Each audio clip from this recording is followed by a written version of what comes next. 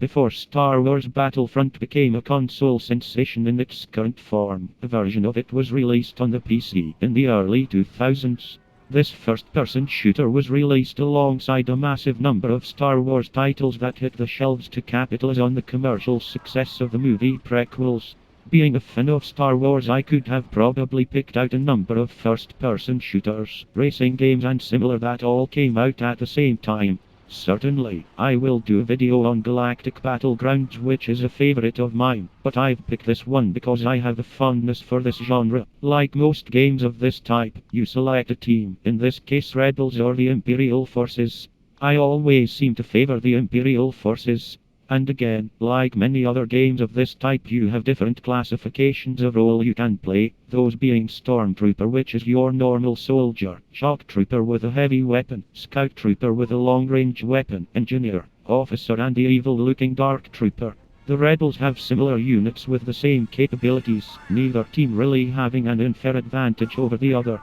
Gameplay: there are a variety of game modes and options, from capture the flag to all-out conquest.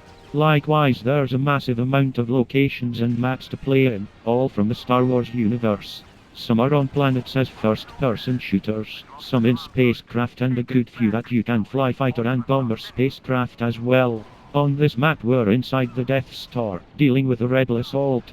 The gameplay is consistent with other games of its class, but when you compare the graphics and features to other games of the day, it does feel dated. It certainly makes the most of the Star Wars theme, but I suspect if this hadn't been part of that branding, it wouldn't have been as successful. You are limited to just the weapons you start with, and while you can get more health and ammo, you cannot pick up other weapons. Unless you're playing a fighter map, there are no real vehicles for you to interact with. Indeed, with the exception of gun placements, there's limited interaction with the scenery at all.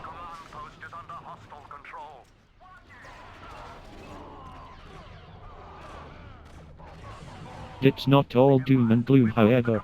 One really cool part of the game is the inclusion of elite characters. Depending on your performance, you can unlock characters such as the Emperor, Luke Skywalker and others. Boba Fett is a favorite of mine. This is a feature that has made it into the more modern versions of the game. This adds a much needed dimension to the game, and offers good variety, which is important, as when you look past the Star Wars veneer, this isn't really a great first-person shooter.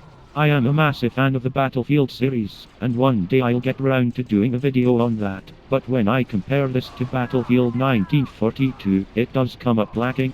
Graphically it's behind the curve and it doesn't really have the same depth.